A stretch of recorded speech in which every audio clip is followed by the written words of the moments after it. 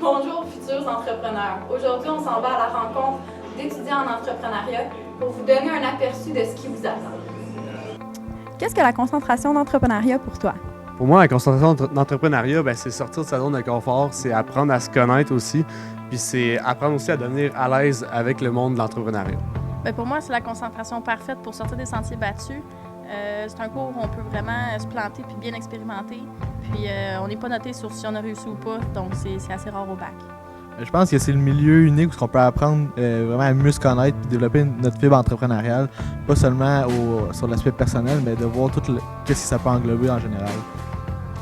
Pour moi, la concentration dans l'entrepreneuriat, c'est un cours où on peut donner notre avis sur plusieurs aspects d'une entreprise, on peut donner notre opinion là-dessus. Il y a plein de débats qui se font à chaque cours. Fait que dans le fond, on se remet en question sur ce qu'on pense sur les entreprises, sur les entreprises en général, sur le milieu entrepreneurial. Donc pour ça, c'est vraiment intéressant de pouvoir donner son opinion. Puis le cours, il est vraiment vivant. C'est pas juste le prof en avant qui donne sa théorie, c'est aussi les élèves qui donnent le cours. Puis, comment s'est déroulé ton premier cours d'entrepreneuriat? Le premier cours, au départ, moi, je pensais qu'on allait faire un plan d'affaires de A à Z, présenter un gros projet avec une présentation. Mais c'est vraiment tout le contraire. C'est vraiment de travailler sur nous-mêmes, puis de faire des entrevues. Ce que je veux dire par là, c'était de demander aux gens qu'est-ce qu'eux ils ont besoin, puis vraiment ensuite de créer un produit qui allait répondre à leurs besoins.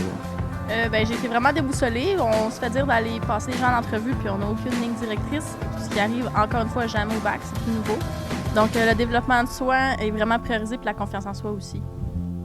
Le premier cours d'entrepreneuriat, j'étais vraiment curieux de voir ce qui allait arriver parce qu'en lisant un peu le plan de cours, on voyait qu'on allait créer une entreprise. Fait que j'avais vraiment hâte de voir ce qui allait arriver. Puis par la suite, j'avais vraiment comme un peu d'empressement pour le futur des choses dans le cours. Fait que j'avais hâte au jeudi prochain parce que les cours, ça donnait le jeudi. Fait qu'à chaque semaine, je suis là, OK, qu'est-ce qu'on fait? Qu'est-ce qu'on fait la semaine prochaine? Fait que c'est un cours qui allume nos cerveaux. Puis, dans ton deuxième cours d'entrepreneuriat, qu'est-ce que tu as appris vraiment de nouveau?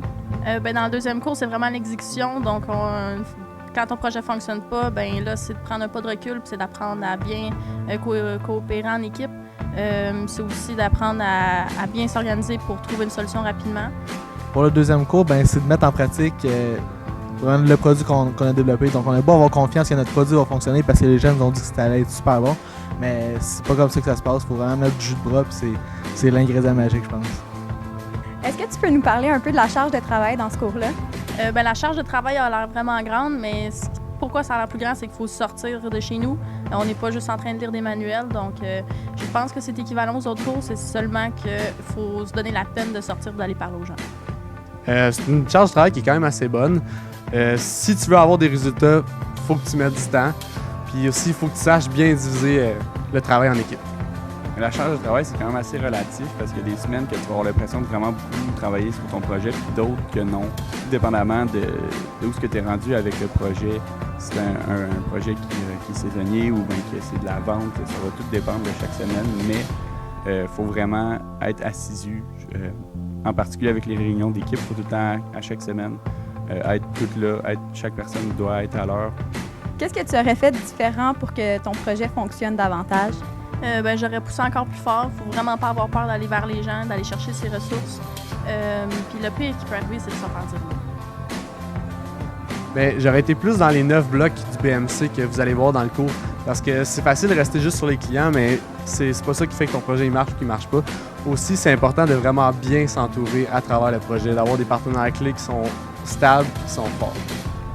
Ce que j'aurais fait différent, c'est dans mon esprit à moi, c'est de ne pas avoir peur de faire des pivots, pas avoir peur faut pas s'attacher trop à son idée de départ. Faut se dire qu'on peut reculer parce que c'est pas si grave que ça. On est à l'école, mais le projet, c'est nous qui le fait. Donc, si on veut qu'il réussisse, il faut qu'on l'aime. Au début de l'année, les professeurs nous ont demandé de choisir 3 idées d'entreprise pour ensuite voter laquelle qu'on allait faire notre idée finale. Mais il ne faut pas partir en peur avec ça parce qu'au courant de l'année, on peut vraiment changer d'idée si ça ne nous plaît pas ou si on voit que ça ne marche pas. On peut changer, c'est pas la fin du monde. Il ne faut vraiment pas partir en peur avec ça. De ne pas avoir peur parce que souvent je suis quelqu'un de gêné, mais au contraire, je pense que ça a été bénéfique que j'aille encore plus vers les gens, que je présente le projet du mieux que je peux. Puis ça a été vraiment bénéfique pour notre entreprise. Quel conseil est-ce que tu donnerais aux futurs étudiants en entrepreneuriat? Il faut mettre notre nom sur le projet. Puis grâce à ça, ça nous permet d'être plus motivé. Ça nous permet d'être plus professionnels par rapport à ça. Fait qu'on le voit différemment qu'un projet juste d'école. C'est notre projet à nous. Je pense que c'est d'avoir du plaisir. Plus que tu as du plaisir avec ton équipe, ça paraît vraiment gros de voir l'évolution du projet comparativement à ceux qui sont vraiment là pour faire seulement un travail d'école.